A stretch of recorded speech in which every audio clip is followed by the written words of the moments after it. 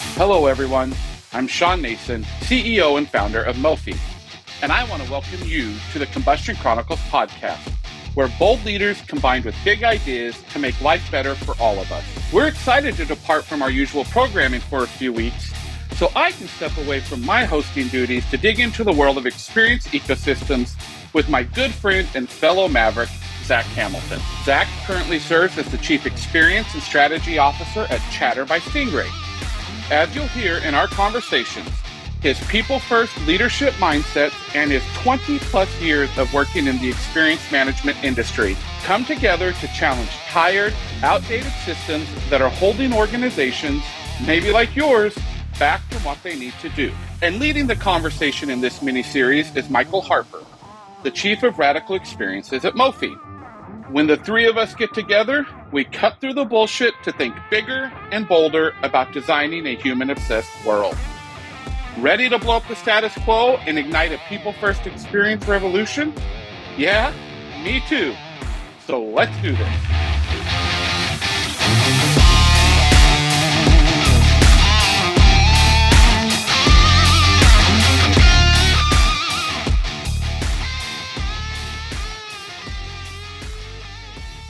On this episode, we continue our conversation about all things experience and rethinking what ecosystems are in the experience realm and how we lead our organizations into understanding experiences. And this is a great topic today as we talk about experience as a strategy.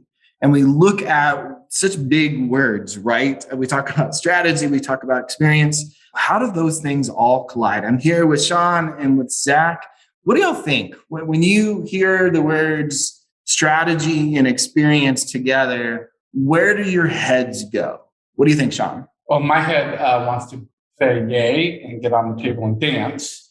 That actually is an organization that you even think of experience as a strategy, because I don't know from your experience, Zack, but I know from my experience, many organizations don't even look at experience as a strategy. And you can really tell that when you start looking at org charts, right? Like when you have chief experience officers reporting to the COO, or we know in some health systems buried 5 or 6 levels down, it's scary. And we have a really good friend of ours, Shawn, who is a CEO and has been a CEO of $40+ billion organization. He said, if experience is not part of your strategy and your top 3 priorities in your organization, you're missing the mark and you're not going to do things right. So that's where I'm at. What about you, Zack?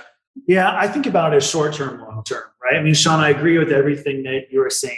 But if you think about some of our previous discussions around experience ecosystems, and then we talk about the framework, right? The experience system framework. To me, it's all completely aligned around experience as a strategy. So when your organization is internally aligned, we want to create aspirational experiences for our entire ecosystem and organization. And we know we have this framework put into place. Now the strategy focuses short-term and long-term.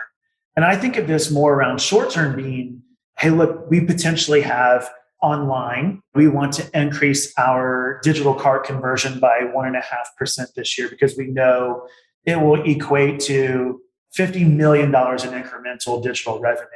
Well, short term, what are those specific digital frictions that are causing customers to abandon their cart? And how do we go optimize and innovate those? And then long term, it really is, okay, if we think about our current business model, where do we need to drive innovation?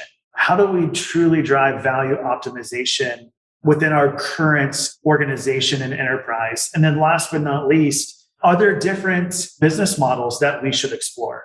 And so really experience as a strategy is enabling. It's the enabler to the experience ecosystem, to the experience system framework to ultimately achieve what every brand wants to achieve, which is the P&L benefits. Let's talk about that more because we have conversations with organizational leaders and they say, hey, we're looking at our scores. They're just fine. Why should we invest any more in this? Because if we're going to really get into any kind of experience framework, any kind of putting more energy into the experienced folks. Why should we? That's not a good business investment when our numbers are just fine. Well, so I'm going to piggyback on what you said, Zach, because I love the way you put it. And it's when I was chief innovation officer and worked in the innovation space, we talked about core business, adjacent business, and then those moonshot ideas. And it's the same principle that I would say to a CEO or to a COO around innovation as well as experience, that 70% of your work in this experience system needs to be focused on your core business, 20% on those things that are adjacent, like you were just talking about, and then 10% on that moonshot. Like, what is those new businesses? What do we do? And if you start to look at it strategically that way, it really makes sense that, okay, so what you're saying to me is 70% of my revenue or budget should come from core business stuff. And remember, I have a finance background, 20% around that adjacent, and then 10% is where you really play in that space. And I think if you think about that as a leader, it makes it really easy to then invest in that space. Yeah, I agree with you, Shawn. I think going back to your question too, Michael, is as an executive leader, if your comment is, hey, our NPS is fine, so why should we invest in this? Then you're not doing experience as a strategy. You are doing experience as a benchmark. You're doing experience as a check mark, check. Essentially. And so what that executive leader, though, is lacking, where their experience team is not showing up, is their experience team has not connected the dots between here's the experience that we are delivering as a brand today, and here's the impact that it has, right? So for example, let's go back to that digital thing. 1.5 points of digital conversion a year is monumental in conversion. That's not a small feat. And so what's happening though is we're not peeling back the onion and what I call doing, the 5 whys to truly understand, well, what's causing all these digital frictions in the cart checkout. And so now if you're truly doing experience as a strategy, it's called the top 3 reasons why customers abandon their cart. You know where it's happening, what's happening, where it's happening. Customer feedback online, for example, is why it's happening. And now you pull in custom digital parameters to say, and here's the impact of these 3 things. This is the cart value that was abandoned based on these 3 things. And here is the optimizations that we need to have. And your operational dashboard look different. Yeah. And that executive leader, what they see is we have X number of visitors coming to our website. We have X number of people checking out, and here's our total e-com revenue. They're not getting the holistic view of what that digital experience is. So bottom line, there is a business case to be made.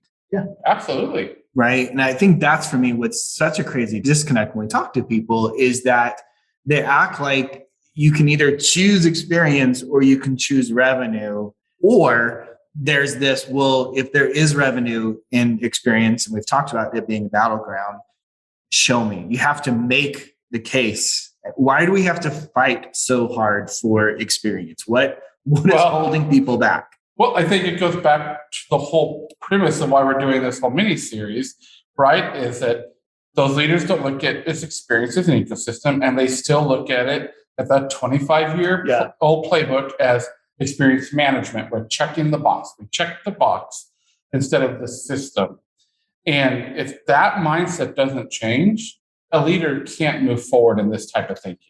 Yeah. Now let's quickly give an example of like a strategic business model, maybe a new business model, right? Think about some of these co-branded partnerships that we've seen over the last year or so. You have Ulta Beauty now that has said, hey, look, essentially our customer cohort segments match that pretty identically of that of Target. So can we open up a box within a box? You have Sephora that recently just did that with Kohl's. And then I even read today, you have Conn's Home Furnishings that is now going to open up a box within Belk, right? And so now this is kind of what they're hearing. They're getting feedback from their customers on what's important to them. They're looking at this as a new business model. What are the brands that have the same type of customer cohort segmentation? Maybe their brand philosophies are very, very similar. And now we want to go do a box within a box, right? You have Apple that just opened up in Target. You have Disney that is opening up many shops inside of Target. And so it is, hey, we know that we may not ultimately be able to place a box everywhere.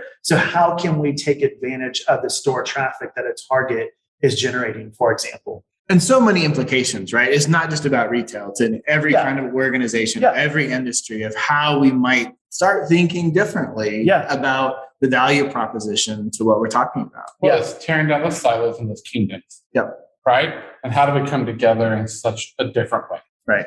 And humans benefit while we still make money. There is a value proposition there. So, well, thank you both, Shawn and Zack, for another fantastic conversation, and we look forward to continuing. Thanks so much for listening to this episode of the Combustion Chronicles. If you've enjoyed this episode, please take a few minutes to subscribe, rate, and review our podcast. Remember that I'm always looking to meet more big thinking mavericks, so let's keep the conversation going by connecting on LinkedIn.